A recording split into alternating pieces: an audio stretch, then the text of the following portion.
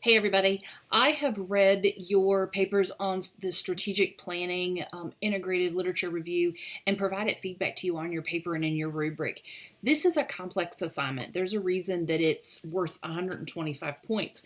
So if this was something that you felt like you were really struggling with, it's probably because of the complexity of having to go in and look at multiple sources of literature and then really reading those materials and synthesizing them for things that were similar and things that were different. So if you were successful in this paper, that is fantastic. This is not an easy paper to do. If this was a paper that you struggled with, know that that's okay. Sorry, the squeaking in the background is Gracie chewing on her new toy. We have Bark Box delivered to the puppies once a month, and their delivery came today. So it was Valentine's Day, so we felt guilty, so we gave them their toys. So that's what the squeaking is about. Okay. If you struggle with this assignment, that just means that you need more practice in writing a synthesized paper with literature review. And trust me, you're going to have opportunities to practice that. So really take the time to think about the feedback that's been provided to you and make plans to continue to polish that skill of being able to read multiple sources of information on a topic. Sit down and think about, what do all these things have in common? How do they align in their recommendations? And does one or two or all of them differ in multiple ways? How are they different? The ability to do that and then to write concisely about that is pretty important. You want to do more than summarize what you read and regurgitate kind of what the author said. You want to be able to say briefly, this is what the author said in common, and this is how it's relevant. Okay, so the value when you are doing strategic planning, one of the things that so many of you did a really nice job about was when you looked at strategic planning, you talked about your stakeholders. You talked about bringing everybody to the table, having everybody involved in the strategic planning process. And several of you wrote about your personal experiences of not being invited to the table or knowing leadership that basically they were handed an edict of strategic planning and they had no voice in that, and how hard it is to get buy-in at the bedside level when the strategic planning doesn't involve everybody. Not everybody, but practically the people that are influenced or a sampling. It's going to be a long night here with BarkBox toys. So I apologize. Okay, I think my husband has corralled them. Okay, your classmate Jenny did a really nice job bringing this concept together with a really strong biblical perspective. Jenny wrote that having a team that's engaged in all aspects of the strategy will improve quality of care outcomes, engagement, and ultimately create the best place for patients to receive care and the best place to work. It's a daily struggle to assure that this is being done. Daily, reaching out to the Lord for guidance. The Lord uses all things together for His good. In His word it says, be very careful then how you live, not as unwise but wise. Make the most of every opportunity. And you'll find that in Ephesians chapter 5, verse 15 and 16. And praying as preparing daily plans to let God do the directing. I love that Jenny included the idea of, as we strategically plan, as we involve all the right players and we involve our stakeholders, ultimately the biggest stakeholder we have is God. Are we doing things in our work environment that are congruent with God's mission, with His vision for our career, for our workplace, and how important it is that we invite Him to the table. So I really appreciated Jenny pulling all those together. You guys did a great job with this assignment. It is not an easy one to do, so I was really pleased with the quality of work you put together. From an APA standpoint, I want you to be continuing to be very thoughtful about using in-text citations and proper references. If as you're writing a paragraph, you use the words the authors said or the authors agreed or the writer of this article said, anytime you reference an author, there needs to be an in-text citation.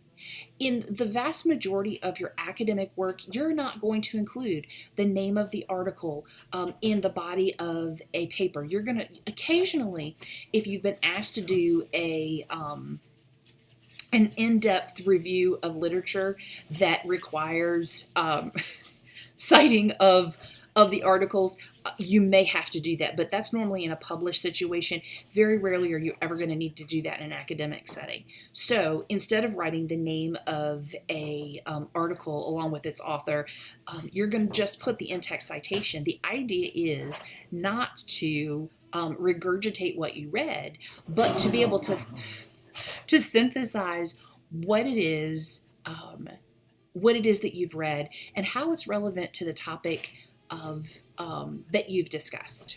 So be aware that when you do not use proper in-text citation that's associated with a reference in your reference list, that you can accidentally land in the bucket of plagiarizing work. Even when it's unintentional, it's still plagiarism. You're still using somebody else's work without properly giving them credit. Not using good formatting is an APA issue, but not addressing them at all is a real issue. And that's part of the learning process. So know that I'm aware that you're learning this.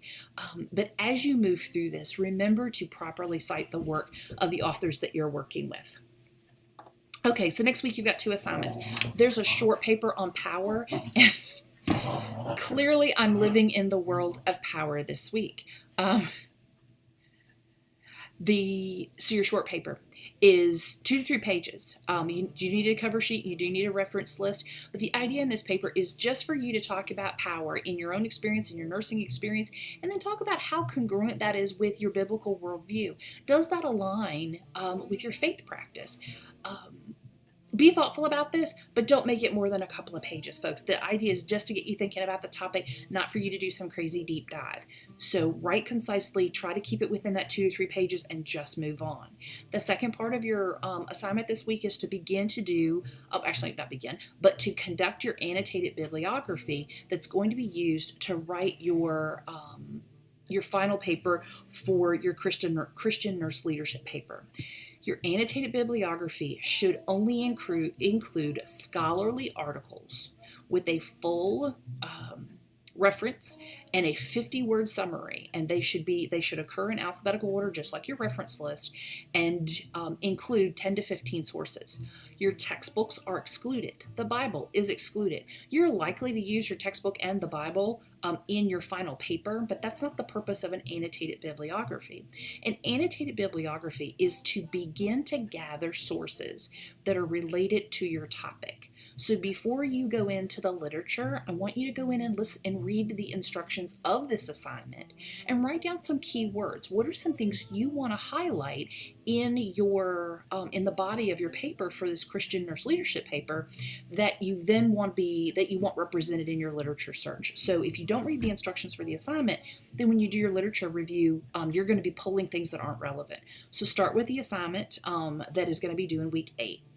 Jot down some ideas about how you want to collect information. Remember, you want to use peer-reviewed, scholarly, published journal articles that have been published in the last 5 years. That should be your plan. 5 years, peer-reviewed, full-text articles. I get questions every once in a while.